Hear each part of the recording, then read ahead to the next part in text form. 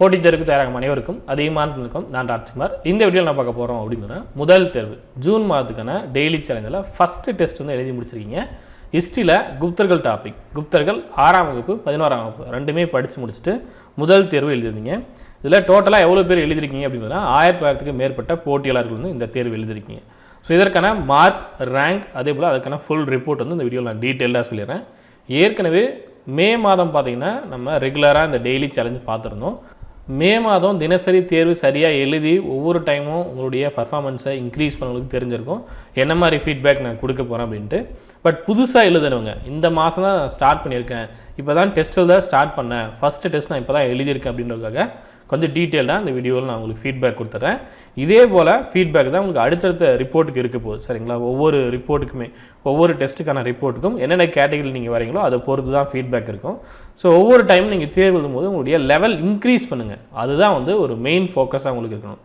இப்போ நீங்கள் வந்து ஒரு கேட்டகரியில் இருக்கீங்க, ஒரு 75% இந்த டெஸ்ட்டில் வாங்கியிருக்கீங்க அப்படின்னா அடுத்த தேர்வு எழுதும் போது 85, 90 அப்படின்னு இன்க்ரீஸ் ஆகிட்டே போனீங்கன்னாவே போதுமானது. நான் ஏற்கனவே வீடியோவில் இன்ஃபார்ம் பண்ணியிருந்தேன், நீங்கள் டிஎன்பிஎஸ்சி குரூப் டி, குரூப் 4க்கு புதுசாக படிக்கிறீங்க இல்லை ஏற்கனவே படித்து முடிச்சிருக்கீங்க அப்படின்னா தாராளமாக இந்த டெய்லி சேலஞ்சை ஃபாலோ பண்ணிட்டு வரலாம்.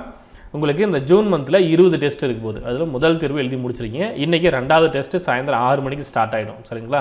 சாயந்தரம் 6 மணிக்கு டெஸ்ட் அதை ஸ்டார்ட் பண்ணிவிடுங்க. பாலிட்டியில் உங்களுக்கு இந்த டெஸ்ட் இருக்க போகுது. ஆல்ரெடி சார் வந்து உங்களுக்கு இன்ஃபார்ம் பண்ணியிருப்பாரு, ஸ்டடி பிடிஎஃப்லாம் கொடுத்துருப்பாரு. இதுலேயே நீங்கள் டெலகிராமில் ஜாயின் பண்ணல அப்படின்னா மறக்காமல் ஜாயின் பண்ணிக்கோங்க. டெலகிராமில் எல்லா விதமான அப்டேட் வந்துடும். இந்த டெஸ்ட் எல்லாமே அதிகமான டீமோட ஆப்பில் தான் அப்டேட் பண்ணுறோம். டெஸ்ட் எழுதி முடித்தோடனே உங்களுக்கான ஃபீட்பேக் என்ன இருக்கோ அது வந்து அதிகமான டீமோட ஆப்பில் ரிவ்யூவாக நீங்கள் கொடுக்கலாம். ஃபஸ்ட்டு டெஸ்ட்டுக்கான ரிப்போர்ட் பிடிஎஃப் நான் கொடுத்துருக்கேன், இதை கிளிக் பண்ணிட்டு நீங்கள் டவுன்லோட் பண்ணிக்கலாம். அதே போல் அடுத்த டெஸ்ட்டுக்கான ஸ்டடி பிடிஎஃப்பும் இங்கேயே இருக்கும். ஆல்ரெடி நேற்றே வீடியோ கொடுத்துருப்போம், அதை நீங்கள் பார்த்துக்கலாம். புதுசாக பார்க்குறவங்க இதை செக் பண்ணிக்கோங்க, சரிங்களா? ஓகே, இப்போ ரிப்போர்ட் பார்த்துடலாம். டோட்டலாக எவ்வளோ பேர் இந்த தேர்வு எழுதிருக்கீங்க? 1927 பேர் இந்த தேர்வு எழுதிருக்கீங்க. இந்த தேர்வுக்கு டோட்டலாக எவ்வளோ கொஷின் கொடுத்தோம் அப்படின்னா 40 வினாக்கள் கொடுத்தோம். 2 லெசன், குப்தர்கள் 6ஆம் வகுப்பு 11ஆம் வகுப்பு, மொத்தமாக 22 பேஜ். ஒரு சிலர் கமெண்ட் பண்ணியிருந்தீங்க, சார் இவ்வளோ படிக்க முடியாது, நான் வந்து புதுசாக படிக்கிறேன், என்னால் இன்னுமே கம்மியாக தான் படிக்க முடியும், 5 பேஜ் 6 பேஜ் இந்த மாதிரி தான் என்னால் படிக்க முடியும், இல்லை 10 பேஜ் தான் என்னால் படிக்க முடியும் அப்படின்னு கமெண்ட் பண்ணியிருந்தீங்க. உங்களுக்கான நேர சூழ்நிலை என்ன மாதிரி இருக்குது அப்படின்னு பாருங்கள். ஒருவேளை உங்களால் 10 பேஜ் தான் ஒரு நாளைக்கு படிக்க முடியுது அப்படின்னா ஒட்டுமொத்த சிலபஸை படித்து முடிக்க எவ்வளோ டைம் எடுத்துக்கும் அப்படின்னு பாருங்கள். நான் ஆல்ரெடி இன்ஃபார்ம் பண்ணியிருப்பேன், ஒரு 40 பேஜாவது ஒரு நாளைக்கு படிக்க நீங்கள் ஸ்டார்ட் பண்ணணும். அப்படி 40 பேஜ் நீங்கள் படிச்சினா தான் 6 மாதத்தில் சிலபஸை கம்ப்ளீட் பண்ண முடியும். இல்லை அப்படின்னா அதை விட அதிகமாக டைம் எடுத்துக்கும். முதல்ல நம்ம என்ன இலக்கை நோக்கி போகிறோம், அந்த இலக்குக்கு என்ன நம்ம செய்யணும் அப்படின்றத முன்னாடி டிசைட் பண்ணுங்கள், சரிங்களா? நான் இவ்வளோ தான் சார் பண்ண முடியும் அப்படின்னீங்கன்னா உங்களுக்கு நேரம் அதிகமாக இன்னுமே எடுத்துக்கும், அதை முடிவு பண்ணிக்குவாங்க, சரிங்களா? டிசைட் பண்ணிட்டு படிங்க. 5 பேஜ் தான் ஒரு நாளைக்கு படிக்கிறீங்க அப்படின்னா எவ்வளோ நேரம் நீங்கள் எடுத்துப்பீங்க, எவ்வளோ நாள் கழிச்சு நம்ம எக்ஸாம் வரும், எவ்வளோ நாள் கழிச்சு நம்ம எக்ஸாம் கிளியர் பண்ண முடியும் அப்படின்றத யோசிங்க, சரிங்களா? அப்போ இன்னும் கொஞ்சம் உழைப்பை அதிகமாக போடுங்க. மேக்ஸிமம் எஃபோர்ட் என்ன கொடுக்க முடியுமோ அதை கொடுங்க. உங்களால் அதிகபட்சமாக 15 பேஜ் இல்லை 20 பேஜ் 30 பேஜ் அப்படின்னா அதுக்கு தகுந்த மாதிரி தான் உங்களுடைய இலக்கு இருக்கும். அதையுமே நோட் பண்ணிக்குவாங்க. குரூப் 4ஆ இல்லை குரூப் 2 குரூப் 2வா அதையும் டிசைட் பண்ணிட்டு படிங்க. இப்போ இந்த தேர்வு வந்து நீங்கள் எந்த எக்ஸாம் படித்தாலும் யூஸ் பண்ணிக்கலாம். இந்த மாதம் முழுக்க நடக்கும் எல்லா தேர்வுமே நீங்கள் எந்த எக்ஸாம் படிக்கிறனாலையும் இந்த தேர்வுகளை நீங்கள் பயன்படுத்திக்கலாம். இப்போ டோட்டலாக எழுதுனவங்க 1927 பேர். இதில் 40 மதிப்பெண் எவ்வளோ பேர் வாங்கியிருக்கீங்க? இந்த உங்களுக்கு டேபிள் புதுசாக போட்டு கொடுத்துருக்கேன். 40 மதிப்பெண் எவ்வளோ பேர் வாங்கியிருக்கீங்க அப்படின்றதுனா 40க்கு 40 100% மார்க் பார்த்தீங்கன்னா 80 பேர் வாங்கியிருக்கீங்க. அதே போல் ஒரே ஒரு மதிப்பெண் கம்மியாக 39 கொஷின் சரியாக ஆன்சர் பண்ணவங்க எத்தனை பேர்? 112 பேர். 2 கொஷின் தப்பு பண்ணவங்க 150 பேர். 3 கொஷின் தப்பு பண்ணவங்க 139 பேர். 4 கொஷின் தப்பு பண்ணவங்க 132 பேர். இப்போ good score, very good score அப்படின்னு இதுக்கு முன்னெல்லாம் பிரித்து கொடுத்துருப்பேன். இனிமேல் வரக்கூடிய தேர்வுகளை உங்களுக்கு கிரேட் வைஸ் நான் தெளிவாக கொடுத்துட்றேன், சரிங்களா? இந்த ஏ கிரேடில் வரவங்க மட்டும்தான் ரொம்ப ப்ராப்பராக very good score, good score அப்படின்னு இதுக்கு முன்னாடி சொன்னோம் இல்லையா? ஸோ அவங்க தான் இந்த ஏ கிரேடில் இருக்கீங்க, சரிங்களா? வெரி குட் ஸ்கோர், குட் ஸ்கோரை தான் உங்களுக்கு ஏ கிரேடாக நான் பிரித்து கொடுத்துருக்கேன். ஏ கிரேடு உங்களுக்கு ஆப்லையுமே காட்டும். ஒருவேளை நீங்கள் சப்போர்ட் பண்ணுவீங்க அப்படின்னா என்ன கிரேடில் நீங்கள் இருக்கீங்க அப்படின்னு காட்டும். உங்கள் மார்க், ரேங்க் இது எல்லாமே காட்டும், சரிங்களா? சார் இப்போ நான் இ கிரேடில் இருக்கேன், அப்போ நான் நல்லா பர்ஃபார்ம் பண்ணல அப்படின்னு கேட்டிங்கன்னா இ கிரேடில் இருக்கக்கூடிய மதிப்பை நீங்கள் நோட் பண்ணிக்கோங்க, சரிங்களா? இ கிரேடில் பார்த்தீங்கன்னா 20, 21, 22, 23 இதுதான் இ கிரேடில் இருக்கக்கூடிய மதிப்பெண். அப்போ இ கிரேடில் மொத்தமாகவே எத்தனை பேர் இருக்கீங்க அப்படின்னு பார்த்தா 124 பேர் இருக்கீங்க. ஆனால் ஏ கிரேடில் 600 பேர், கிட்டத்தட்ட 1927 பேரில் 600 பேர் பார்த்தீங்கன்னா நல்ல மதிப்பெண் வாங்கியிருக்கீங்க, 35க்கு மேலே, சரிங்களா? ஸோ இந்த லெசன் வந்து அடிக்கடி நீங்கள் படிக்கக்கூடிய லெசன். ஸோ நல்லா படிச்சிருக்க வேண்டிய ஒரு பாடம், நல்லா நீங்கள் தேர்வில் மதிப்பெண் வாங்க வேண்டிய ஒரு பாடம். இதில் அதிகபட்சமாக ஒரு 4 கேள்வியில் நீங்கள் தப்பு பண்ணியிருக்கலாம். அதுக்கு மேலே தப்பு பண்ணக்கூடாது. தப்பு பண்ணியிருந்தீங்க அப்படின்னா இன்னும் நீங்கள் மெருகேற்றிக்கணும். ஏ கிரேடு கீழே நீங்கள் இருக்கீங்க, பி கிரேடோ இல்லை சி கிரேடோ இல்லை இ கிரேடோ இருக்கீங்க அப்படின்னா இன்னும் நீங்கள் அடுத்த லெவலுக்கு வரணும். சரிங்களா?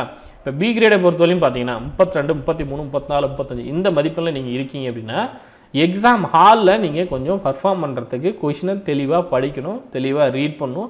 இன்னும் டைம் கொஞ்சம் அதிகமாக எடுத்துக்கோங்க. சரிங்களா? உங்களுக்கு வந்து 40 நிமிஷம் நான் கொடுத்துருக்கேன் அப்படின்னா இன்னும் டைம் எடுத்துருந்தீங்க அப்படின்னா உங்களால் முன்னாடி கூட வந்திருக்க முடியும். வேகமாக கொஷின் அட்டன் பண்ண வேண்டிய அவசியமே இல்லை. ஏன் அப்படின்னா நமக்கு டைம் இருக்குது. சரிங்களா? கொடுக்கப்பட்ட நேரத்தில் நம்ம தேர்வு எழுதி முடிக்கிறோமா அப்படின்னா நமக்கு தேவை. சரிங்களா?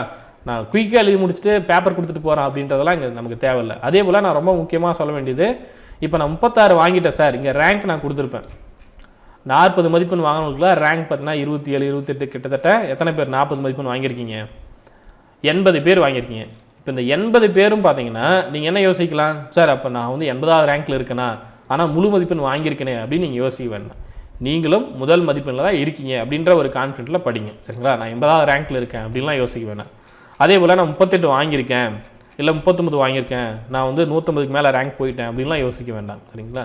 உங்களுடைய மதிப்பெண் எவ்வளோ குறைஞ்சிருக்கு, 1, 2, 3, 4 அது எப்படி இம்ப்ரூவ் பண்ணலாம்? சரிங்களா? ஏன்னா இவ்வளோ பேர் தேர்வு எழுத போகிறாங்க.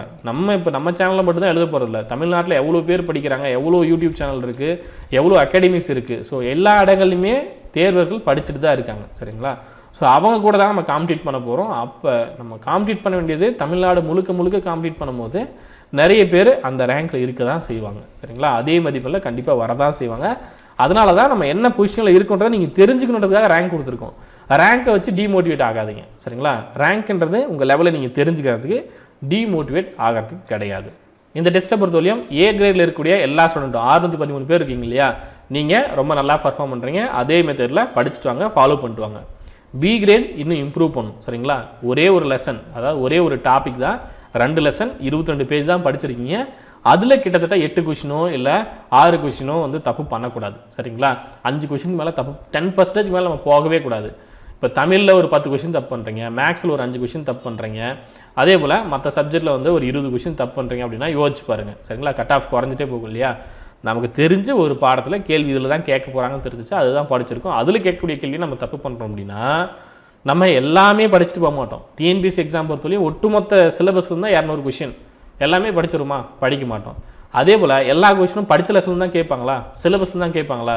எப்படியும் 15லேருந்து 20% வெளியிலேருந்தும் வரும், இல்லை நீங்கள் படிக்காத டாப்பிக்லேருந்து வரும். அதையும் நீங்கள் பார்க்கணும், நீங்கள் படித்ததுலையும் தெளிவாக ஆன்சர் பண்ணணும். அப்போ படித்த விஷயத்தில் தப்பு பண்ணவே கூடாது. அதுதான் வந்து ரொம்ப முக்கியமான விஷயம். டிஎன்பிஎஸ்சி தேர்வை பொறுத்தவரையும் நான் இந்த டாபிக் படிச்சிருக்கேன்னா, நீங்கள் படிக்கவே இல்லைன்னா தப்பு பண்ணலாம், ஒன்றும் பிரச்சனை இல்லை. நான் படித்த டாப்பிக்லேருந்து தப்பே பண்ணக்கூடாது, தெளிவாக படிச்சுட்டு போகணும், தெளிவாக ரிவிஷன் பண்ணணும்.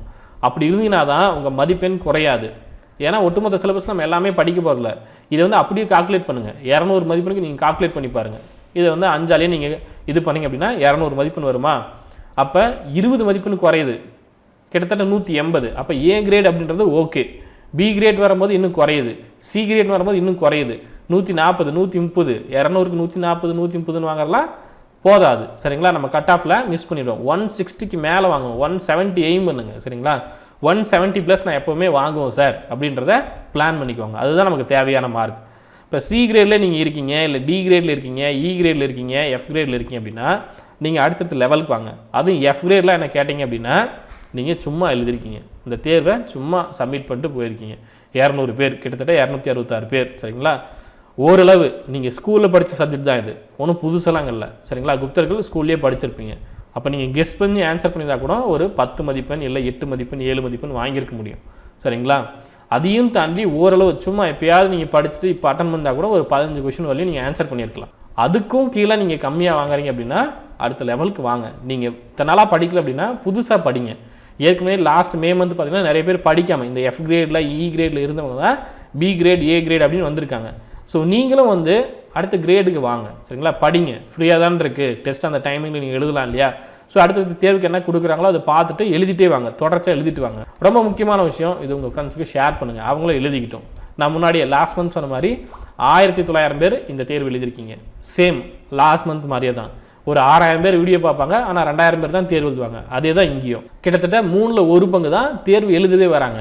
அந்த தேர்வு எழுத வரவங்களாம் எவ்வளோ பேர் நல்லா படிக்கிறாங்க, எவ்வளோ பேர் ஆவரேஜாக படிக்கிறாங்க, எவ்வளோ பேர் சரியாக படிக்கல, எவ்வளோ பேர் டெஸ்ட் மட்டும் எழுதிட்டு போகிறாங்க, எவ்வளோ பேர் சும்மா சப்மிட் பண்ணுறாங்க அப்படிங்கிறத நீங்களே பார்க்கலாம். 0 மதிப்பெண் வரையும் நான் கொடுத்துருக்கேன். 0, 1, 2 இந்த மதிப்பெண் வரையும் நான் கொடுத்துருக்கேன். சரிங்களா? ஸோ எஃப் கிரேடில் 266 பேர் இருக்காங்க, இ கிரேடில் 124 பேர், டி கிரேடில் 186 பேர், சி கிரேடில் 325 பேர் இருக்கீங்க. சரிங்களா? ஸோ இந்த ஃபஸ்ட்டு 3 கிரேட் இருக்கு இல்லையா, ஏபிசி, நீங்கள் இன்னுமே நல்லா பர்ஃபார்ம் பண்ண முடியும். ஏ கிரேட் நல்லாவே படிச்சிருக்கீங்க, ஒன்றும் பிரச்சனை இல்லை. பி கிரேடில் இருக்கிறவங்க ஏ கிரேடுக்கு வர ட்ரை பண்ணுங்கள். சி கிரேடில் இருந்தீங்கன்னா பி கிரேடுக்கு வாங்க. ஒவ்வொரு லெவலாக இன்க்ரீஸ் ஆகிட்டே வாங்க. சரிங்களா? ஒன்றும் பிரச்சனை இல்லை. ரிவிஷன் டெஸ்ட் உங்களை காட்டி கொடுத்துரும். இது ஒரு லெசன், இது வெறும் 20 பேஜ். இதே 150 பேஜ், 200 பேஜ், 300 பேஜ் படிக்கிறோம் அப்படின்னா அதில் உங்கள் லெவல் தெரிஞ்சிடும், இன்னுமே நல்லாவே தெரிஞ்சிடும். சரிங்களா? ஸோ உங்களுடைய மதிப்பெண், அதே போல் உங்களுடைய கிரேட், உங்களுடைய ரேங்க், இது எல்லாமே இந்த லிஸ்ட்டில் இருக்குது. கிட்டத்தட்ட 50 பேஜ் இருக்கக்கூடிய பிடிஎஃப். அடுத்தடுத்த தேர்வுக்கு என்ன படிக்கணும் அப்படின்ற பிளான் கடைசியில் நான் கொடுத்துருக்கேன். சரிங்களா? இதே பிடிஎஃப்பில் கடைசிலையுமே இருக்கும். ஆல்ரெடி பிளானுமே கொடுத்துருக்கோம். புதுசாக பார்க்குறவங்க அதை நோட் பண்ணிக்கோங்க. சரிங்களா? இன்றைக்கான தேர்வு இந்திய ஆட்சியல் பாலிட்டி செட் 1, அதே போல் அதன் பிறகு எக்கனாமிக்ஸ் இருக்கும், அதன் பிறகு மேக்ஸ் இருக்கும். இந்த வாரம் கடைசி 6ஆம் தேதி உங்களுக்கு ரிவிஷன் டெஸ்ட் இருக்கும். சரிங்களா? ஸோ ரிவிஷன் டெஸ்ட்டுக்கும் இப்போ இருந்தே ரெடி ஆகணும். சரிங்களா? ஒவ்வொரு நாளும் படிக்கிறது, ஏன்னா இந்த ரிவிஷன் டெஸ்ட்டுக்கு லீவு கிடையாது. நீங்கள் மேக்ஸ் எழுதி முடித்தோடனே ரிவிஷன் டெஸ்ட் வந்துடும். அப்போ இப்போ இருந்தே ரெடி ஆகிட்டு வாங்க. சரிங்களா? இந்த டெஸ்ட் எப்படி எழுதணும் அப்படின்னு தெரியாதுங்க, அதியமான் டீமோட ஆப் இன்ஸ்டால் பண்ணிக்கோங்க. அதில் ஸ்டோர் அப்படின்ற மெனுவில் ஜூன் டெய்லி சேலஞ்ச் அப்படின்ட்டு இருக்கும். அதில் கண்டென்ட் அப்படின்ற மெனுவுக்கு ஆன்லைன் டெஸ்ட் அப்படின்ற ஃபோல்டரில் டெஸ்ட் அப்டேட் பண்ணுவோம். தினசரி சாயந்தரம் 6 மணிலேருந்து நைட்டு 10 மணிக்குள்ளே அந்த தேர்வை நீங்கள் டெய்லி சேலஞ்சாக எழுதிட்டு வாங்க. அதே போல் ஒரு சிலர் 10 மணிக்கு மேலே எழுத முடியுமா அப்படின்னு கேட்டுருந்தீங்க. நீங்கள் சப்போர்ட் ஆப்ஷன் யூஸ் பண்ணி எனி டைமில் எழுதிக்கலாம். 60 நாள் வேலிடிட்டி இருக்கும், நீங்கள் எப்போ வேணாலும் எழுத மாதிரி இருக்கும். பட் நான் முன்னாடியே சொன்ன மாதிரி இது டெய்லி சேலஞ்சாக யூஸ் பண்ணிட்டு வாங்க. உங்கள்கிட்ட படிக்கிறதுக்கான புத்தகங்கள் இல்லை அப்படின்னா அதியமான் டீமுடைய வெப்சைட்டில் புத்தகங்கள் அவைலபிளாக இருக்கும். விருப்பம் இருக்கவங்க புக்ஸை ஆர்டர் பண்ணிக்கோங்க. என்ன புத்தகம் உங்களுக்கு தேவையோ அந்த புத்தகத்தை நீங்கள் ஆர்டர் பண்ணிக்கலாம். இந்த வீடியோ உங்களுக்கு பிடிச்சிருந்தா லைக் பண்ணுங்கள், கமெண்ட் பண்ணுங்கள், மறக்காமல் உங்கள் ஃப்ரெண்ட்ஸ் வீடியோ ஷேர் பண்ணுங்கள். நன்றியுடன் அதியமான் குழுமம் கட்டளை தவம் ஆற்றவரம். நன்றி, வணக்கம்.